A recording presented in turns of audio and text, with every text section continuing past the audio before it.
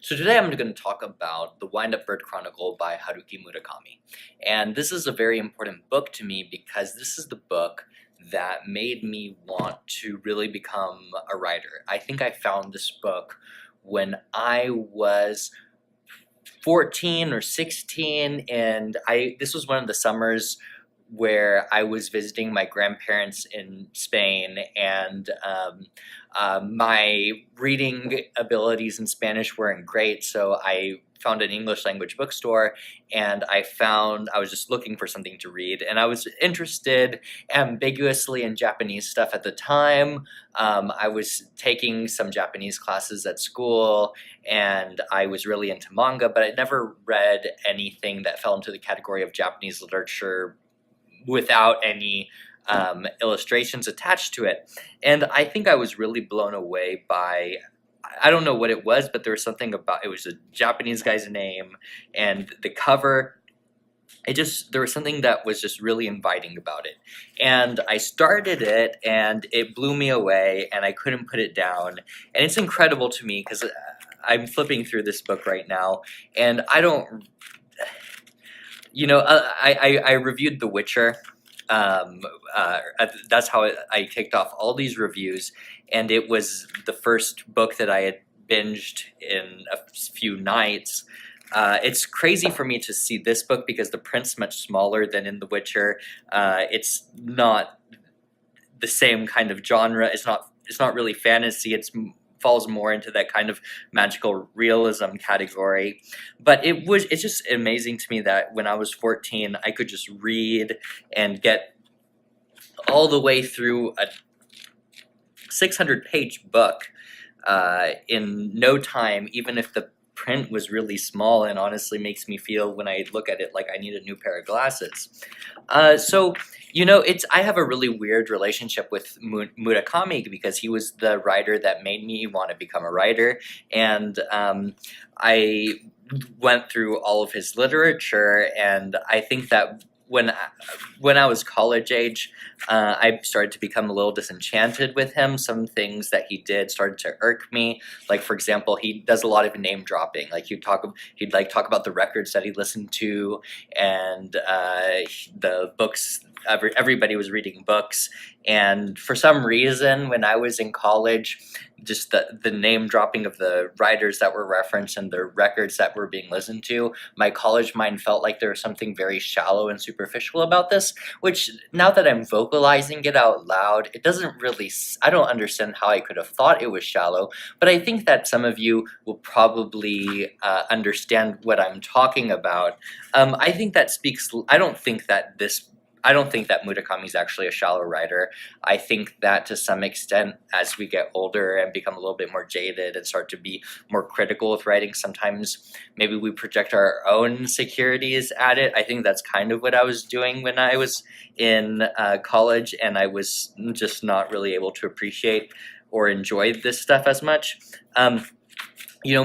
Mark Twain said something really good at the end of The Mysterious Stranger, where he says that when you're reading, there's the piece of art and there's your imagination, and you really have to make sure that you're not standing in between those two things. And I think that a lot of times when people have trouble connecting or enjoying Murakami, it's for that simple reason. Now, I do think that there are some legitimate concerns. Like when I was 16, I felt, or 14, when I was reading this book, I felt like there was something extremely wise about Murakami in a way where now sometimes I'll come across some piece of wisdom or that he's put in there, and I'll think maybe I don't agree with that, and he sounds a little pretentious or a little arrogant, and I don't know how to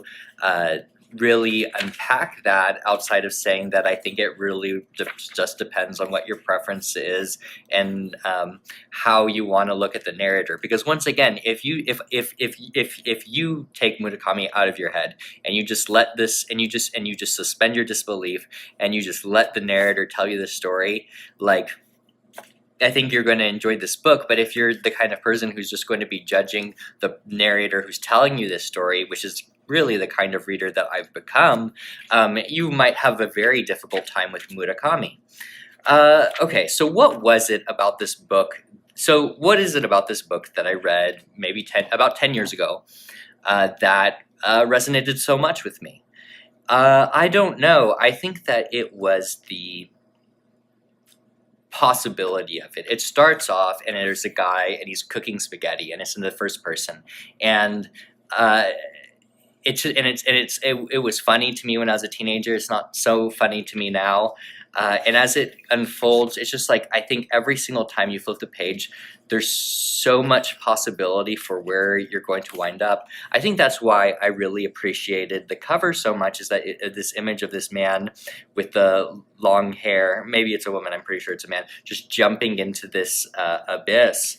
I think that's literally what the Wind-Up Bird Chronicle is about. You just have no idea really what to expect, and it's a very profound and raw journey into this rabbit hole. I think that the best way to sum it up is that the Wind-Up Bird Chronicle is essentially a I think it's set in 1980.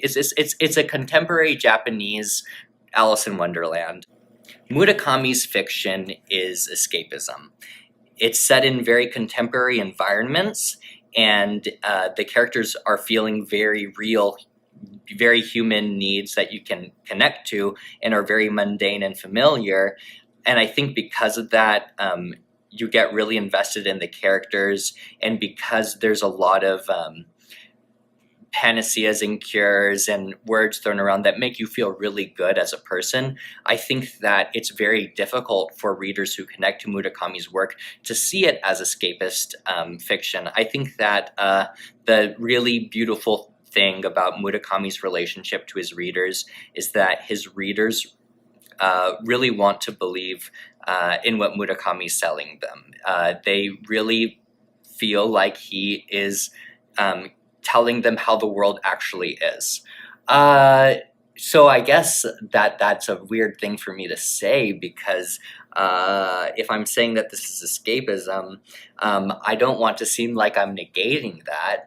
The Wind-Up Bird Chronicle takes a character who is doing a very mundane thing, which is cooking spaghetti and looking for his cat, and in between jobs. And it's really an unideal situation for a person to be in. And eventually he winds up going on this bizarre journey that becomes surreal, that becomes entwined with a larger narrative of history, and ultimately gives him a real sense of meaning. I think that, if anybody who is going through an existential crisis were to be put into a situation where magic and evil were to conspire all around them, I think that their existential crisis would probably be solved. I think that find the kind of protagonism that Murakami's protagonists always. Okay, this is what I'm getting at, is that Murakami's characters are real people, but they're also protagonists in the story. And Murakami is really good at hiding the fact that they're protagonists. So you think that they're real people, but they're obviously not. They're fictional characters, but we empathize with them and we feel very close to them because they're really, I think, probably well-constructed characters, and they're so relatable. I think that is a really weird thing for me to say.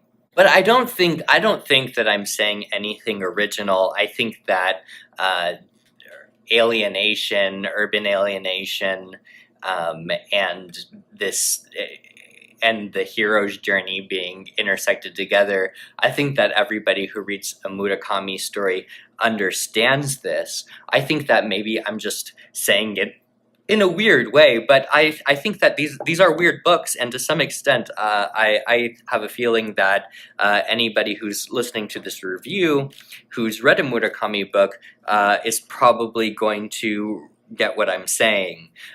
The Wind-Up Bird Chronicle is essentially going to be a very layered cake, and it's going to have many different flavors. And if you take a bite from it and you really enjoy it, I think that this could be a cake that really transforms you. But if you are somebody who has very clear ideas about if you're somebody with very clear ideas about what a cake should be, or what your expectations for what you consume are, then I think that you might not be happy with Murakami. But if you're a very open-minded reader and you're willing to give the narrator the benefit of the doubt and just like read a book, I think you can be really blown away if you just let yourself have a good time. So thank you for listening to this video and for my thoughts on the Wind-Up Bird Chronicle. I always enjoy making these videos and sharing some thoughts with you. I really do my best to not say anything that will spoil anything, and I try to just like stick into the zone of talking about the feelings and textures of a story. If you think it would be a better idea for me to be more like plot heavy, I'd be open to trying out something like that if you just threw something out there. But if you like what I'm doing, in some of my other videos, people have thrown things out saying, oh, I like that you're doing this, or would you do this instead? And that really makes a big difference, and I listen to that, and like, I do think that this is a two-way street. Like, I do think it's really fun to turn on a camera and talk about a book, but I like the idea of having an audience, and I like the idea about doing something for those people that can keep watching these videos. So anyway, I hope you have a wonderful night, week ahead of you, and I can't wait to connect with you with the next video. So, fun fact, this is where I had my camera on top of this thing. This was my tripod.